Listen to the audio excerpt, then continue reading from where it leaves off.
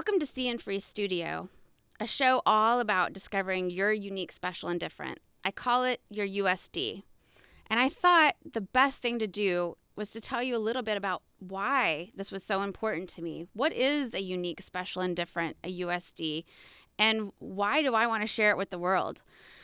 I'm Jenn, and I had to go through a period of trying to figure out what made me unique, special, and different, and how it guided my decisions. It helped shape my career, and it helped me kind of figure out life, especially the bad times. It helped me kind of get through those because it was something that came naturally to me. But for a long time, I didn't know what it was. I didn't know what to call it. I didn't even see it in myself. So let me tell you a little bit of a story about how I got to figure out my USD. I would tell you as a kid, I was always somebody that was super interested in people's stories. I loved listening to what people, how they grew up, what they thought, why they behaved the way they did. I saw the whole world as this cast of characters in my movie, whether it was a drama or a comedy or a mystery. That's how I saw the world. And there was no judgment about it. I was just enjoying being around people. It started when I was younger, and it continued on as I got older. I worked a lot with kids on drugs, kids in juvenile detention, and I would help them see that even though they were having a rough time, there was a world that was better for them if they could just figure out what they saw in themselves, that value that they had. As I grew older, I had many opportunities in the professional world to continue on with my love of people. I got to work with some of the best leaders in the world. I was trained by these fantastic gurus. Anybody that wrote a book, I got to go to their class and learn from them. And I became a coach myself, a coach and a consultant. And I was really good at staying behind the scenes and helping leaders figure out what made them unique and special and help them be more effective. But at the end of the day, I was really comfortable being behind other people, working with people who felt very confident in themselves. And while I felt confident in what I didn't see myself as a leader. So that brings me to my story. How did I figure out what leadership meant to me and what made me tick? It started in Mexico City many years ago. I was there working, and my boss called me and said, "Jenn, you've got a scholarship for this great leadership program. I cannot wait to send you." And I thought she was kidding because I was somebody that was teaching leadership programs. What on earth did I need to do going to this leadership program? Was it just to kind of reinforce my training methods, learn some new ideas? I wasn't quite sure, but she said, "Get on a plane, and I expect you to be in Colorado next week." Fast forward to me on this biplane, one of these tiny little planes up in the Rocky Mountains, horrible turbulence. Here I land in beautiful Steamboat Springs, Colorado, at a place called Home Ranch. It was a program put on by Conversant, so I'm putting a shout out to the Conversant team for this program. And it was all about trying to figure out your credibility, your influence, and your impact as a leader. And there I was, up there with all these fantastic business leaders, people from different professional fields, all seeking out, a better understanding of what made them tick as leaders. The first night, we had one of those typical conference cocktail mixers, and everybody was sitting around, name badges on, meeting and greeting, talking about their careers and their titles and all the things that they'd achieved in their life. And I sat off in the corner. I sat there observing the group as I'd done many years of my life. I tended to be that kind of person that would be on the sidelines watching and observing and taking everything in. And there I was again. I was sitting there kind of thinking, I'm here to audit this program. It must be that. I'm certainly not participating. The next day, they told us why we were at a horse ranch up in Steamboat Springs. This was not a typical business, conference where you go and sit in a conference room at some stuffy hotel eating bagels and spending your evenings watching bad TV. This was at a really beautiful ranch, and the horses were very well trained. And I thought, why are we here? And they said, well, you're here to learn from the horses. Horses are very empathetic animals, and they do what you want them to do. They intuit what you're feeling. They know whether or not you intend to do something or not do something. That is how they are. They are herding animals with very strong instincts. So I'm from Texas. They decided to assign me to a horse named Dallas. Dallas and we got along. I mean, I thought for sure I can ride horses. I'm from Texas. That's what we do. We're just born cowgirls out here. So there I was with Dallas on our very first day, and all we had to do was a trail ride. If anyone's ever done a trail ride, it's literally nose to ass on a horse, and you just follow along. There I got onto Dallas, and Dallas didn't go anywhere. I know some basic techniques about how to get a horse to move, and Dallas wasn't going. All the other horses, all the other riders, they got in line, and we were still sitting there at the stables.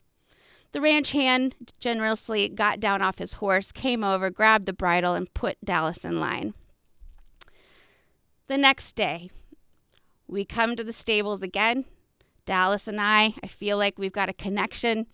Everybody gets in line. Dallas doesn't go. We're sitting there. I'm feeling a bit awkward at this point. And finally, the ranch hand gets down again off his horse, and he comes over, and he looks at me, and he says, "So, you don't want to be here?" And I thought, no, I don't want to be here. I don't know what leadership means to me, and I don't want to put myself out there. I'm used to being behind the scenes. That's where I'm comfortable. And he said, well, if you don't want to be here and you don't want to go, Dallas won't go. And so he offered once again to put Dallas in line. And I made up my mind at that moment that I was going to be better for Dallas. That it was not about me at this point, that it was about us and it was about him. And he deserved to go out into the pastures with the other horses and do all of these amazing feats. By the end of the week, we were kicking ass. We were galloping through the field. We were doing all these barrel races. We were herding little baby calves into this tiny little pen. I was super proud of us. I felt, one of the better teams together throughout the week. And then we took our final trail ride up the mountain. And I noticed the entire week that many of the horses had been kicking Dallas, biting him. He had little patches of hair missing off of his body. And I talked to that same ranch hand and I said, I've had a great week with Dallas. I'm really proud of how far we've come, but I don't understand why all of the other horses are so mean to him. And he said to me, well, Jen, that's because Dallas has actually never left the stables. I said, excuse me? How on earth did that happen? He said, we've had Dallas for 3 years. He was a solo horse. He belonged to an elderly woman, and he was around people. He'd never been around other horses. Horses in general have pasture mates. They hook up with another horse, and they're best friends for life. But Dallas didn't have a pasture mate. So Dallas had actually never left the stables in his time at the ranch. He had a best friend, the donkey, who stayed in the stables. So when I reflected on that moment, I realized that, yes, I saw leadership for me and what I thought made me unique as seeing and freeing the best in others. And that's what drove me during that time to bring Dallas with me on that journey, to get him out of the stables. It was all about me helping him. But I didn't realize just how much he helped me. He helped me realize that was my unique, special, and different, to see and free the best in others. That's what drove me. It came naturally. It's what motivates me every single day and every single aspect of my life. And he reminded me of that. And he also taught me that is leadership for me. My leadership is not about sitting on a throne somewhere. It's not about being a benevolent dictator. It's about seeing and freeing the best in others. Sometimes I lead from the side. Sometimes I lead from the outside. But I'm leading because I'm just trying to bring out the best in other people. And so that's the genesis of See and Free. It's Dallas and everything he taught me in the mountains that day. In that week, we became very close as a result. But what was really rewarding for me was seeing him run with the other horses out into the pasture at the end of the week. While it was extremely emotional to let go of my buddy, It was pretty amazing to see that he'd gotten the confidence he needed to join his friends. And with that, I hope that See Free Studio can do that for many of you, that you'll have the same kind of personal breakthrough that I've had. I've had a very successful career and I've really enjoyed my work, but now I work for different reasons. I work because I am so committed to seeing and freeing the best in others. And I hope I bring that home with me in my parenting and meeting new people and helping the community. It's just who I am, and I had to own it. It wasn't just about my job. It's about me being me all the time in every situation. And I want other people to find that for themselves.